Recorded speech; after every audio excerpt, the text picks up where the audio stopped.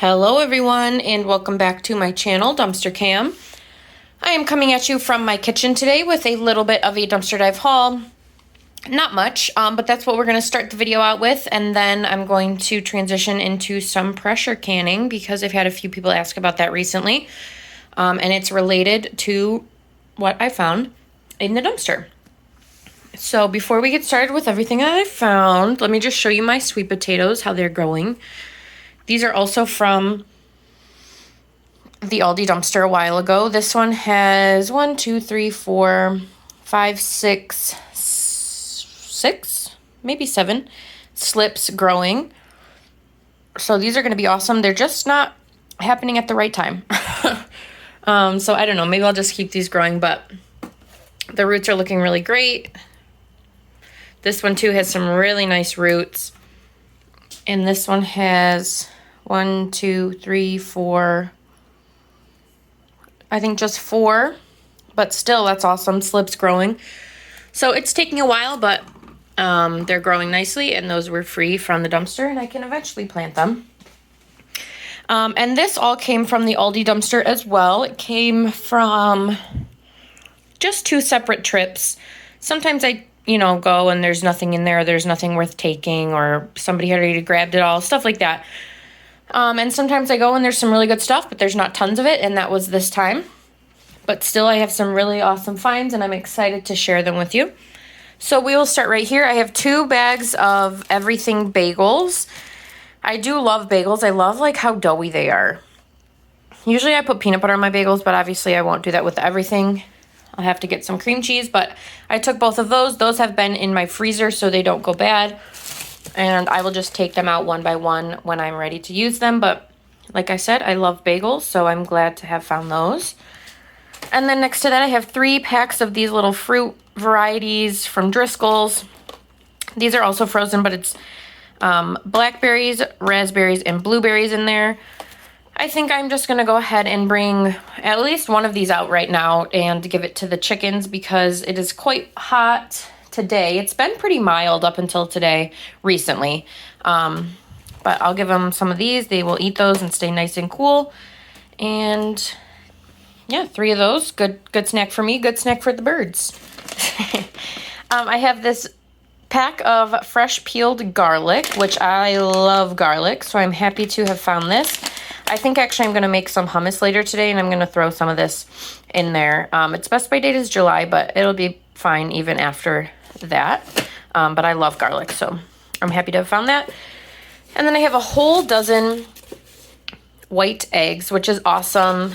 I just ran out of the previous eggs that I had, and my chickens have not started laying just yet, but I'm hoping any day now.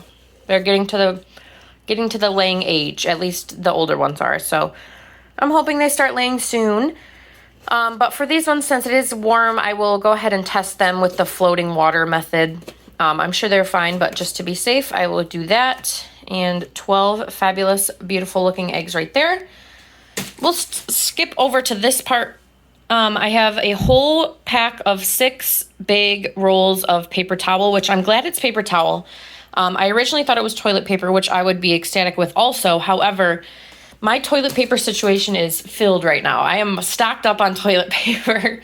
So I'm glad that this was paper towel. Because I don't typically buy paper towel, but I do use it. So I will put these to good use. And I'm happy to have found those. And then I have a whole case. There's none missing of this LaCroix. It is tangerine flavored sparkling water. I do not like sparkling water. I don't really like LaCroix. However, if I put in some Crystal Light, not really, but you know what I mean, the squeezy water flavoring in there, I do like that. So I will go ahead and mix those with some flavoring, and I will enjoy them. But as they are, I'm not a LaCroix fan, but the box is pretty. I still definitely will get some use out of those though. And then the last part of the haul, which is the part that I will be bringing into the pressure canning, is the chicken that I found. So I have this is 5 pounds, a little over 5 pounds of chicken right here. And then underneath that I have 3 pounds of chicken. So a little over 8 pounds of chicken. breast, which is awesome because that's the easiest part to pressure can. I took these for the cats, mostly because they eat a lot of chicken. They love to eat it. They love the pressure can chicken. Let's go see them. I think they're being cute right now. He's licking her. You guys love chicken? I took them to my mom's today, and he just hated it. My parents. She loved it. She likes to explore, look out their window, hiss at their cat. I'm just not sure, because I will be heading out of town for like 3 weeks this summer, separate times. So ideally I would bring them over to their house, but my mom just might come over here and watch them instead, because he really struggles being gone. He's just a sad boy, but he's okay now. Anyways, they love chicken. He went on a hunger strike a few days ago. Actually, it was probably like 2 weeks ago. And I do understand, because he doesn't, I'm sure his food is not like the tastiest thing in the world. So he wants, you know, the kind of food she has and the special food and whatever. So I tried to give him some different variety of food that was still like stomach sensitive, digestive control. But even that made him throw up. So I can't switch his food. He has to be on the prescription food.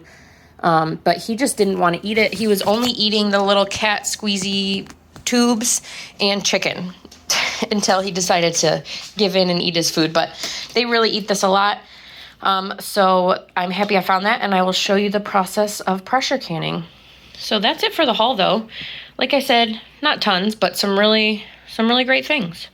So let's get into the pressure canning. All right, so here we are starting the process. To begin with, if you're gonna pressure can, you need a pressure canner, not a pressure cooker, not an electric pressure canner.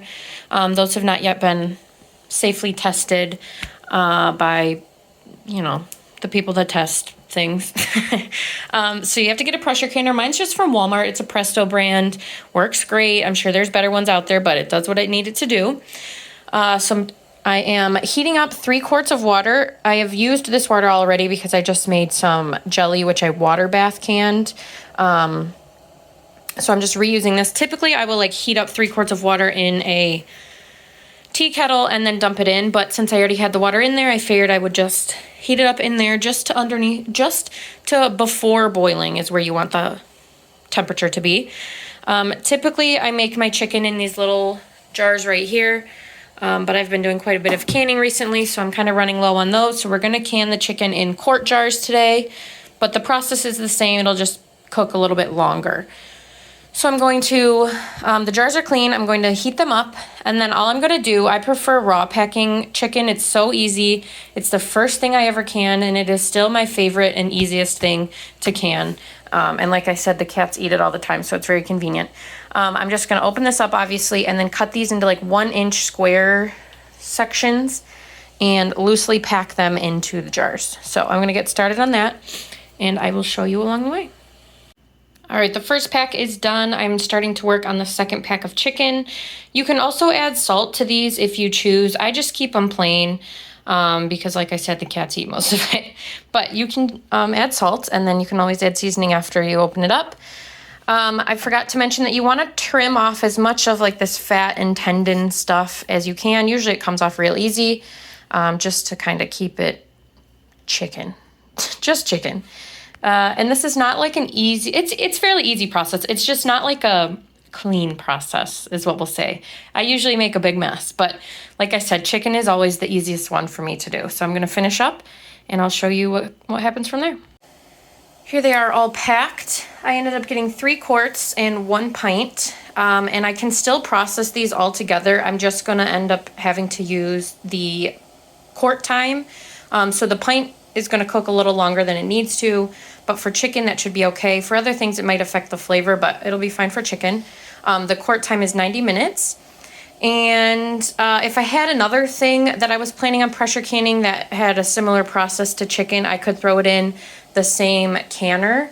I've done, what have I done before together? I don't remember, but if it had the same processing time, you can put different types of foods in the canner at the same time. I just don't have anything on hand right now.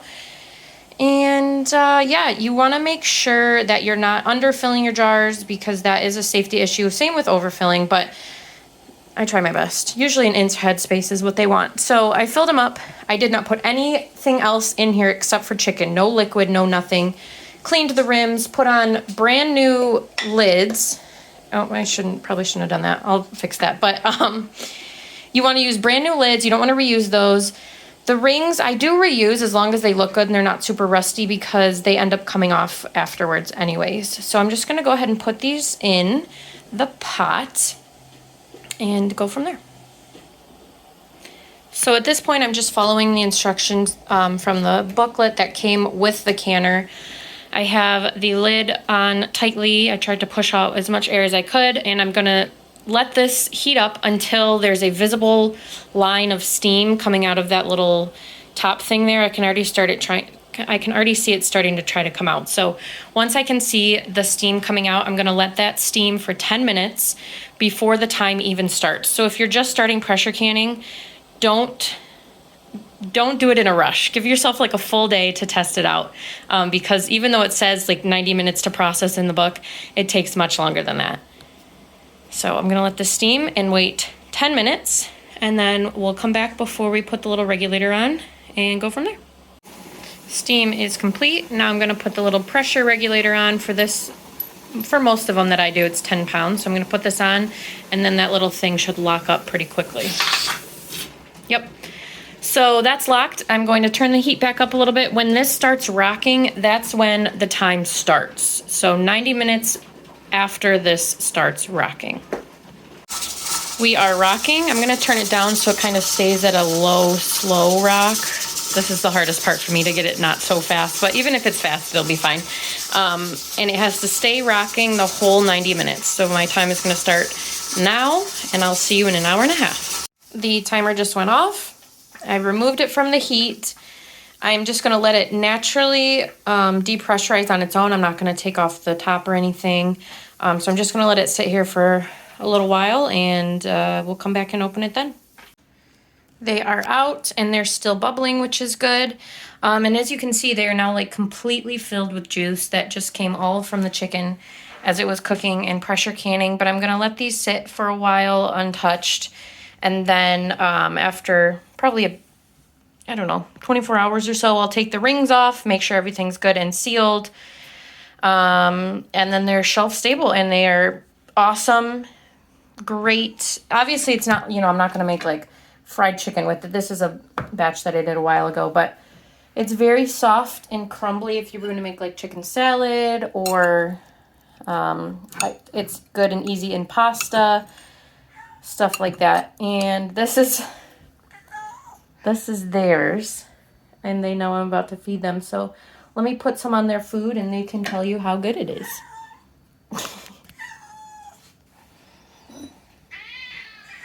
And then after it's open, it does need to be properly covered and refrigerated, of course. Kippy. But they love it. I like it. It's very tasty, very easy. Pretty good process. And that's how you pressure can. Make sure to always follow a tested recipe.